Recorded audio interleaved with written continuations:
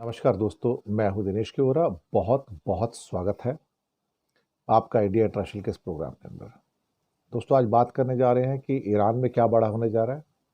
और पूरा armada navy का पहुंच गया है ऑलमोस्ट। और पता नहीं क्या होगा, लेकिन चूंकि इजराइल इन्वॉल्व है तो लगता है कि अटैक हो जाएगा।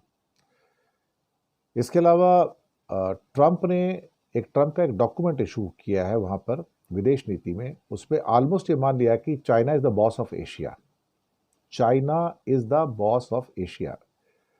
और रॉबर्ट कियोसाकी वही जिन्होंने कहा था कि चांदी $100 पे आएगी। $100 तो क्रॉस कर गई कल साहब।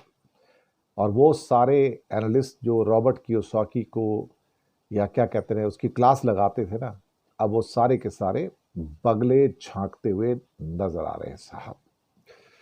तो स्वागत है आपका। सबसे पहले बात करेंगे हम ईरान में क्या बड़ा होने जा रहा है। जो आर्मेडा पूरा का पूरा जो नेवी का था वो पहुंच चुका है इस समय हॉर्मस की खाड़ी के बिल्कुल पास में। और यहाँ से कुछ चीज़ें जो निकल कर आ रही हैं वो अब थोड़ी सी डराने वाली हैं। ईरान का कहना है कि मेरी उंगली ट्रिगर के ऊपर है, my finger is on the trigger.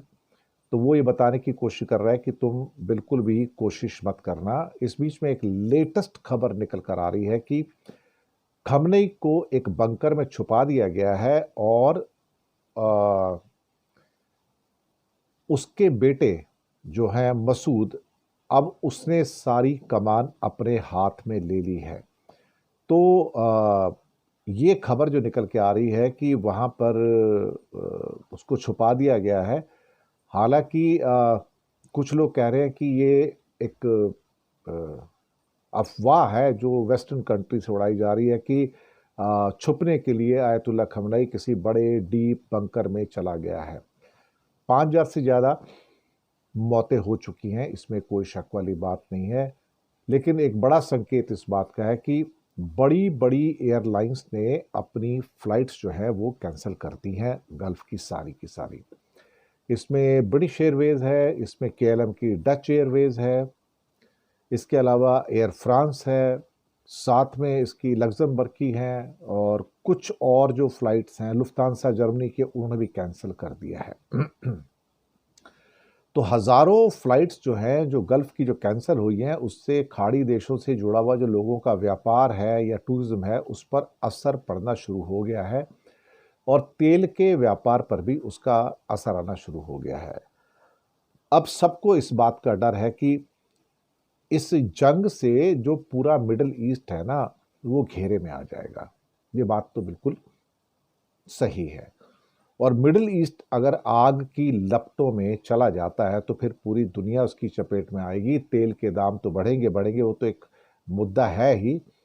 लेकिन कहीं ना कहीं इस बात का एहसास लोगों को हो रहा है कि अमेरिका और इजराइल अटैक करेंगे करेंगे। अगर अमेरिका एक बार को पीछे हट भी जाए तो चूंकि इस पूरे मसले में इजराइल शामिल है, तो हमने इजराइल को पीछे हटते कभी देखा नहीं है एक्चुअली। अब उसका अंजाम क्या होगा वो अलग बात है, लेकिन इजराइल को हमने पीछे हटते बिल्कुल भी नहीं देखा है। इजराइल एक बार फैसला कर लेता है कि मैंने अगर अटैक करना है तो फिर वो अटैक करके मानता है। अमेरिका भले ही थोड़ा सा पीछे हो जाए, लेकिन इजराइल का प्रेशर इतना होगा कि अमेरिका उसको ना कर नहीं पाएगा। ये काफ़ी महत्वपूर्ण खबर इस समय हमारे सामने है। दूसरी खबर है कि एक फॉरेन पॉलिसी का एक डॉक्यूमेंट निकल के आया है। उनका कोई अमेरिका फर्स्ट प्लान है और डॉनरो डॉक्ट्रीन है। उसके अंतर्गत ऑलमोस्ट इस पूरे डॉक्यूमेंट के अंदर मान लिया गया कि जहां वेस्टर्न वर्ल्ड का जो चीफ है अमेरिका है, लेकिन इस बात का भी उसमें एक एक्सेप्टेंस है कि China is the boss of Asia. ये अपने आप में बहुत महत्वपूर्ण खबर है। और 34 पेजेस का नेशनल डिफेंस स्ट्रेटजी डॉक्यूमेंट जारी हुआ है। National defence strategy document. और उन देशों की इसमें आलोचना की गई है जो कई डेकेड से अमेरिका पे डिफेंस के लिए डिपेंड करते हैं, और कहते हैं कि उनको अपने नज़रिए में बदलाव करना होगा।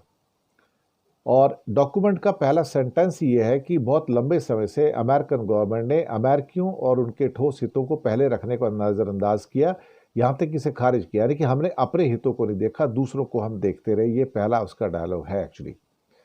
अब चीन को लेके डोनाल्ड ट्रंप के जो लक्ष्य हैं कि चीन पर हावी नहीं होना है, ना ही उसे दबाना है, ना अपमानित करना है।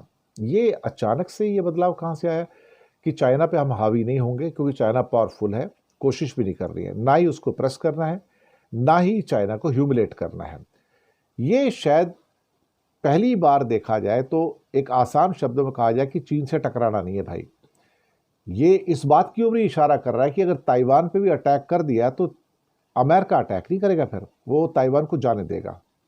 यहां से इस डॉक्यूमेंट से ये चीज बड़ी क्लियर कट निकल के आ गई है।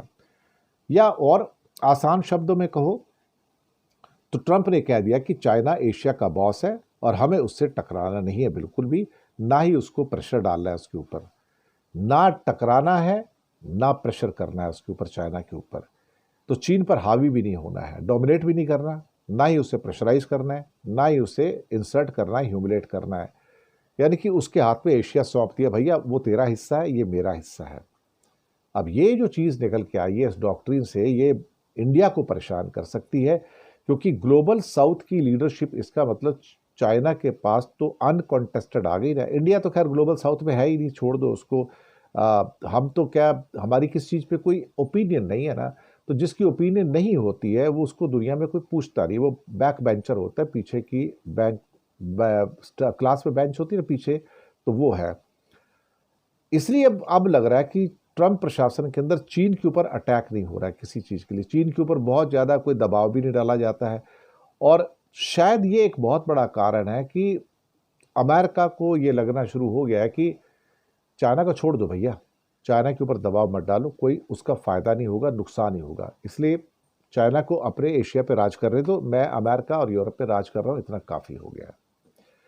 एक लास्ट खबर है कि चांदी $100 क्रॉस किया तो रॉबर्ट कियोसाकी की याद आ गई, रिच डैड पुअर डैड के राइटर की। वो तो 1.5-2 साल से कह रहे थे कि चांदी $100 पे जाएगा, लेकिन दुनिया के बड़े बड़े जो क्या कहते हैं, जो एनालिस्ट थे, वो कहते थे इनको मार्केट का कुछ पता नहीं है, इन्होंने किताब लिख दी है रिच डैड पुअर डैड, तो इसको कुछ समझ नहीं है मार्केट की। लेकिन साहब अल्टीमेटली रॉबर्ट कियोसाकी सही निकले, और वो सारे के सारे जो एनालिस्ट थे, जो बातें कर रहे थे बढ़ा चढ़ा के कि चांदी वहाँ तक कभी पहुँचेगी नहीं, आज वो धूल चाटते हुए नज़र आ रहे हैं साहब, धूल चाटते हुए नज़र आ रहे हैं। और जो अमेरिका पर बढ़ते जो कर्ज की बात कर रहे हैं, वो इसके अलावा अमेरिकन डॉलर की गिरावट की भी बात कर रहे हैं कि जल्दी उसमें गिरावट भी आ जाएगी। तो कहीं ना कहीं रॉबर्ट कियोसाकी कहते हैं कि सोना और चांदी है जो आपको बचाएंगे, और कुछ नहीं बचाएगा। या थोड़ा बहुत आप बिटकॉइन वगैरह खरीद सकते हैं तो वो आपको बचा सकते हैं। बहुत बहुत शुक्रिया आप सबका। चैनल को सब्सक्राइब कीजिएगा, हो सके तो छोटी छोटी आर्थिक मदद भी कर सकते हैं। नीचे हमने आपके लिए यूपीआई नंबर और बैंक अकाउंट नंबर भी दिए हैं। किसी एक को चुनकर छोटी सी मदद करेंगे तो अच्छी पत्रकारिता को आगे बढ़ाने में आप हमारे मददगार भी बनेंगे। धन्यवाद आप सबका।